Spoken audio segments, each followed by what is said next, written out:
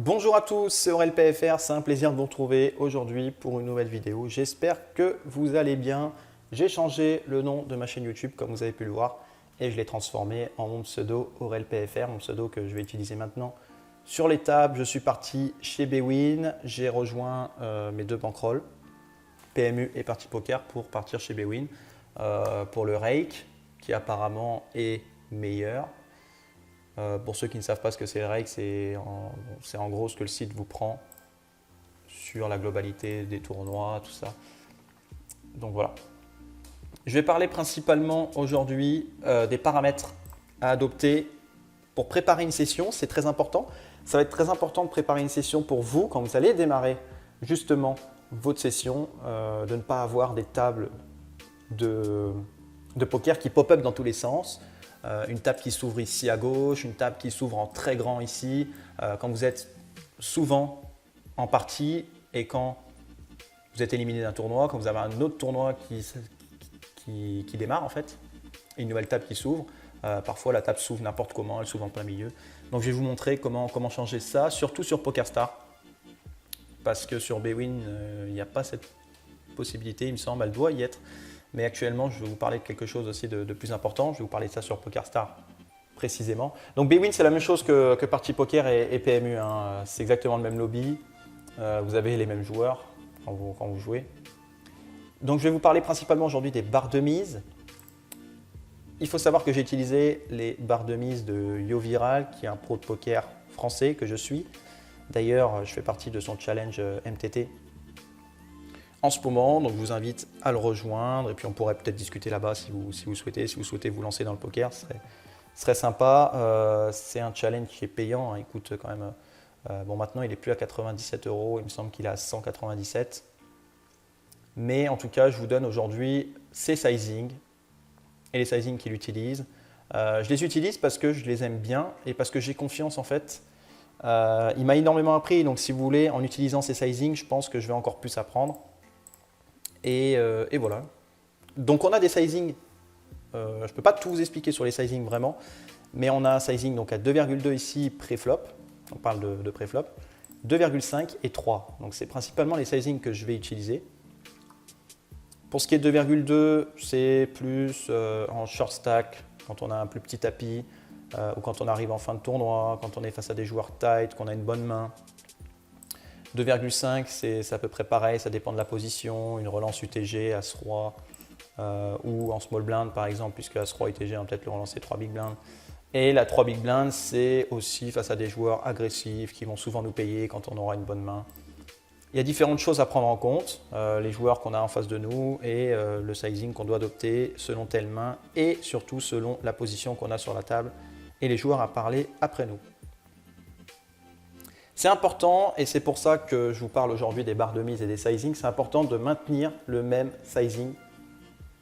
Quand je dis tout le temps, il peut changer de quelques différences, mais il ne doit pas passer de 2,5 big blind à 6 big blind ou 4-5 big blind parfois. Si vous relancez UTG 2,5 big blind avec 2 As, n'allez pas le relancer à 8 big blind pour ne pas vous faire payer. Relancez toujours à peu près pareil. Et c'est pour ça aussi que j'ai entré ces barres de mise. Ces exemples-là, ils sont logiques. Quand vous avez As-Roi au bouton, si vous le relancez à 2,5 ou à 3, c'est important de le maintenir à la même chose. Vous n'allez pas relancer au bouton 5 big blind sur Bwin et sur PokerStars le relancer à 8 big blind puisque vous serez perdant sur un des deux sites ou vous ne serez pas correct avec vous-même. C'est important d'utiliser les mêmes sizings pour être gagnant sur le long terme. Donc vous pouvez utiliser les sizings que vous souhaitez. Hein. Vous n'êtes pas obligé d'utiliser le 2,2, 2,5, 3. Vous pouvez ici utiliser 2,5, 3 et puis 3,5 ou 2,5, 3,5 et 4 par exemple.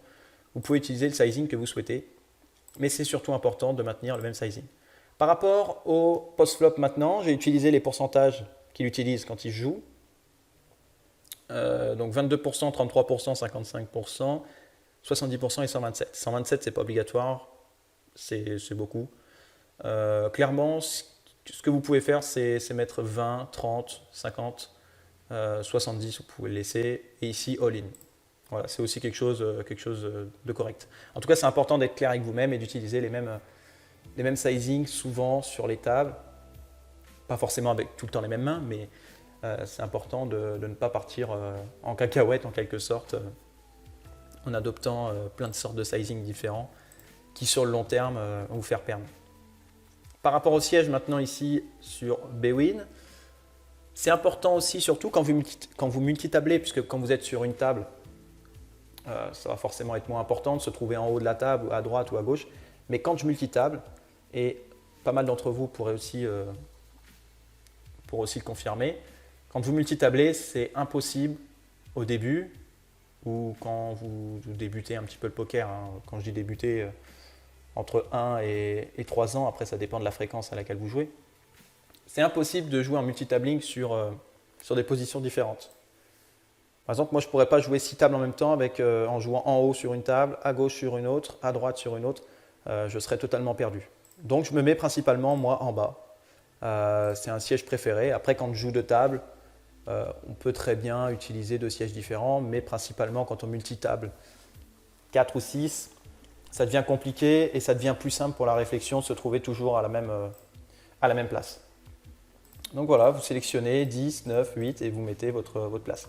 Si votre place préférée c'est en haut, vous vous mettez tout le temps en haut à droite ou en haut à gauche, n'importe. Voilà.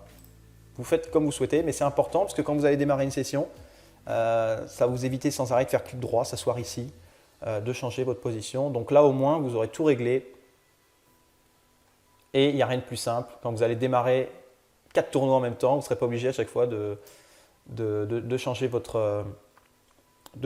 siège et vous serez plus focus sur les mains qui vont venir en premier.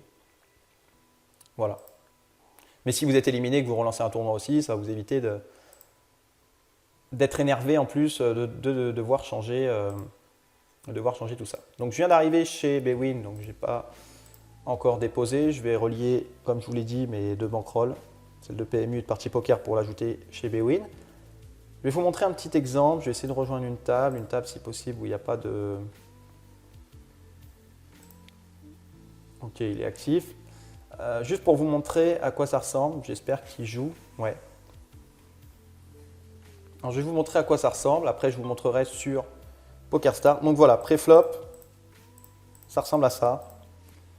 Une relance à 2,2, 2,5, 3. Donc 6, 9 et 8 suités. En heads up, vous le relancez à 2,5. Voilà. Moi, je vais checker pour vous montrer parce qu'on est en argent virtuel. Donc, je ne vais pas jouer le coup. Et voilà à quoi ça ressemble ici. Donc, quand on a un flop, ici 1,9 big blind, on peut faire 55% pot, 70% pot. Et voilà. Le 22% surtout quand le pot il est plus gros. Donc principalement, voilà. 127 en gros c'est 2,7% pot. Hein. Enfin fois, c'est fois 2,7 en fait. Il me semble, hein, si je ne dis pas de bêtises. C'est fois 2,7 le pot. Donc voilà pour Bwin. C'est la même chose sur PMU, sur Party Poker, c'est exactement la même chose pour les réglages. Je vais vous parler maintenant de PokerStars qui est ici. Avant de vous parler de la disposition des tables, je vais vous parler de la même chose. Mais cette fois-ci, je vais vous montrer où aller. Donc vous allez dans Réglages et dans Jouabilité, Curseur de mise. Jouabilité, Curseur de mise. Vous allez descendre et là aussi, vous allez effectuer vos réglages. Donc pré-flop, j'ai mis la même chose, hein, c'est important de mettre la même chose comme j'ai dit. Si vous relancez As-3 UTG à 2,5 big blind sur PokerStars, c'est important de ne pas le relancer à 6 big blind sur PMU. Donc c'est important d'être correct avec vous-même et d'utiliser les mêmes sizing, sinon vous allez être perdu et il y a un site où vous allez plus gagner close ou vous allez plus perdre. Après, il y a la variance, hein, c'est sans doute ce qui arrive, hein, que vous allez gagner plus sur un site que l'autre, mais c'est pas comme ça que je vais vous le formuler en fait, c'est que si vous n'adoptez pas les mêmes sizing, vous ne serez pas gagnant sur le long terme de partout. Voilà. Donc j'ai utilisé les mêmes choses, c'est important. Si vous mettez encore une fois 2,5, 3 et 3,5, mettez-le partout. Unibet, on ne peut pas le faire, je pense. Jamais essayé, mais je ne crois pas. Unibet, c'est assez basique. Winamax, on doit pouvoir le faire, donc je vous encourage à le faire aussi sur Winamax. mais utilisez les mêmes choses partout. Sinon, quand vous allez multitabler, quand vous allez jouer plusieurs tables en même temps, vous allez être perdu. Il y a une table où vous allez relancer à 4, il y a une table où vous allez relancer à 2. Et voilà, ce ne sera pas rentable et vous ne serez pas clair puisque vous ferez plus d'erreurs que d'habitude.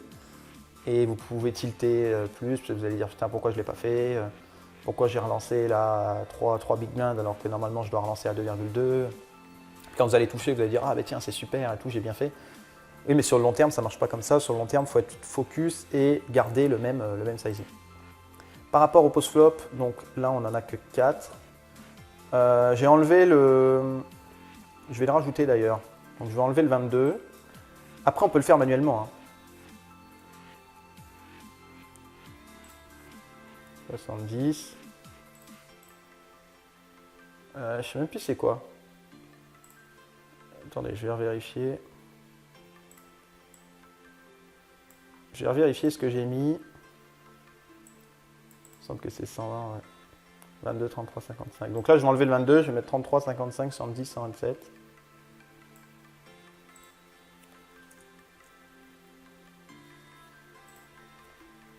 Voilà, donc vous allez le faire à votre sauce, clairement, mais c'est important de mettre les mêmes choses sur les 2 sites, surtout.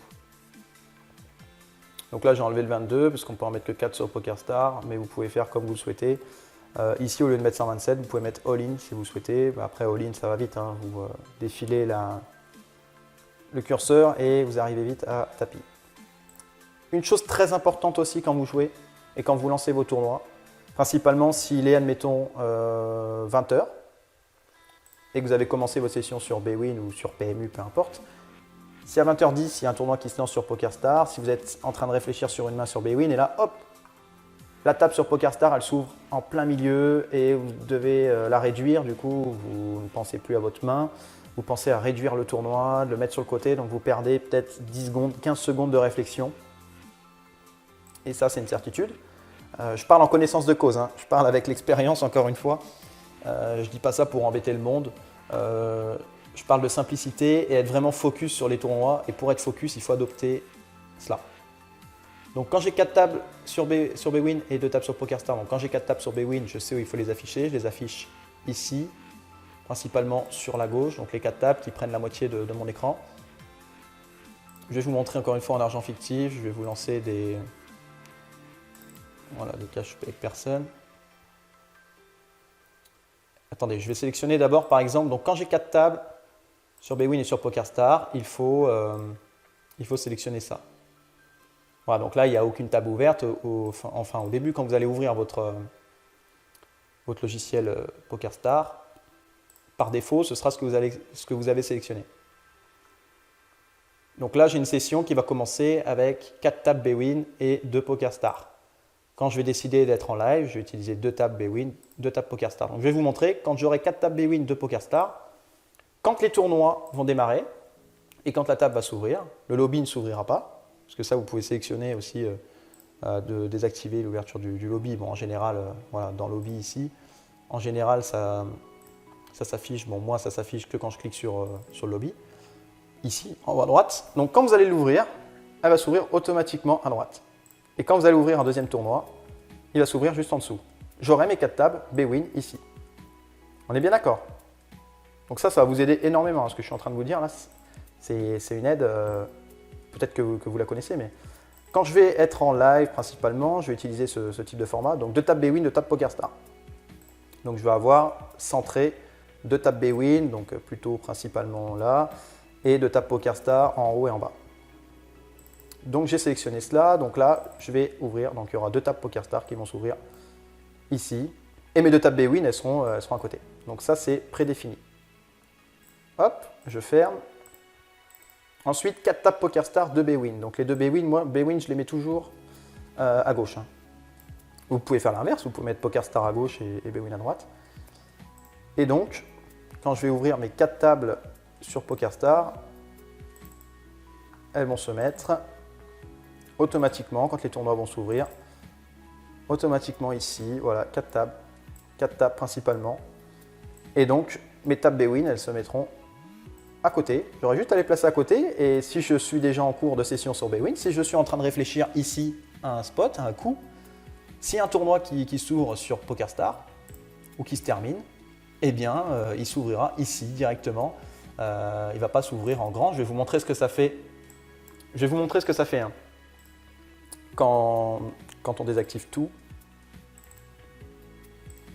Ouais, je peux pas.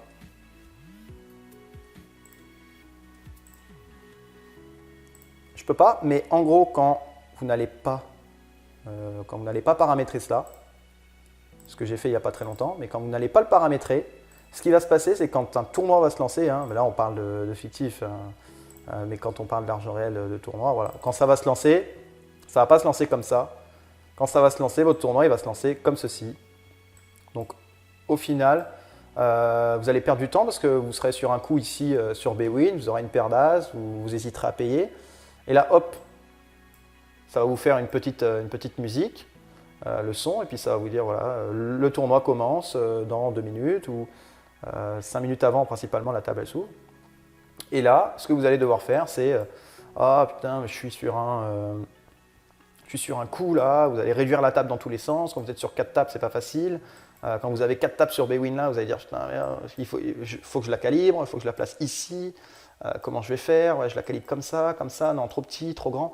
Et vous allez perdre un temps monstre. Tandis que si vous l'aviez fait auparavant, si vous avez fait cela en argent fictif, admettons vous ouvrez 4 tables Bwin en argent fictif, 4 tables Bwin en argent fictif, et vous allez pouvoir les calibrer comme vous le souhaitez. Voilà. Donc vous n'êtes pas obligé de rejoindre la table. Hein. Ici, voilà, vous pouvez, sans rejoindre la table, calibrer vos tables. Au moins, quand vous allez démarrer des sessions en argent réel, si vous lancez 4 tables sur Bwin ici, après Bwin, je ne sais pas si ça enregistre. Si ça enregistre. Normalement, ça enregistre. Je ne sais plus. Taille par défaut pour tous. Voilà, donc par défaut c'est ça. Donc quand ça va s'ouvrir, ça va être comme ça. Tandis que sur PokerStars, comme on l'a paramétré, il faudrait que j'essaye de le paramétrer sur Bwin. Donc c'est la même chose que, comme je le redis, que Party Poker et PMU, c'est les mêmes choses. Il faudrait que j'essaye de le paramétrer. En tout cas sur PokerStars, je sais où c'est, je vous l'ai montré, c'est ici, dans les dispositions personnalisées. Voilà, c'est à peu près tout ce que j'avais à vous dire. C'est la fin de cette vidéo. La prochaine vidéo portera normalement sur le Game Theory Optimal, le GTO.